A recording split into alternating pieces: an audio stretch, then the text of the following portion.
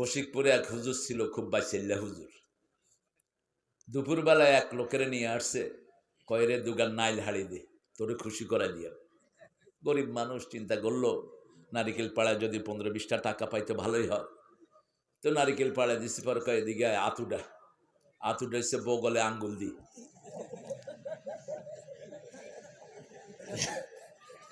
কত বড় অসভ্য ছিল।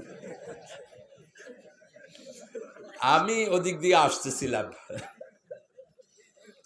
এখন এ তো হাসছে। আচ্ছা, বগলে হাত দিলে কার হাসি নিয়ে আসে? কত খুশি হয়েছ না, যায় বা চলে যায়।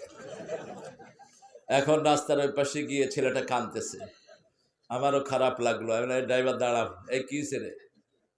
কয় কাগা। দাঁড়িয়ে দেখলে তো ডাকে কাগা কয়, এটা হলো আমাদের সম্মান, ঠিক কিনা? দাঁড়িয়ে দেখলে কি কয়? জিগার হা হা 50 বছর বড় হিগা কয় কাগা হা, তাহলে বাতি যায় মিয়া। তো বললাম যে কি হয়েছে বলো। হুজুর এই রোদের ভিতরে এই হুজুরে আমার গাছে উড়াইছে, উড়াই আমার কাছে খুশি করাই দিব। নামছি আর আতুডা আরেক খুঁতখুতি দিয়ে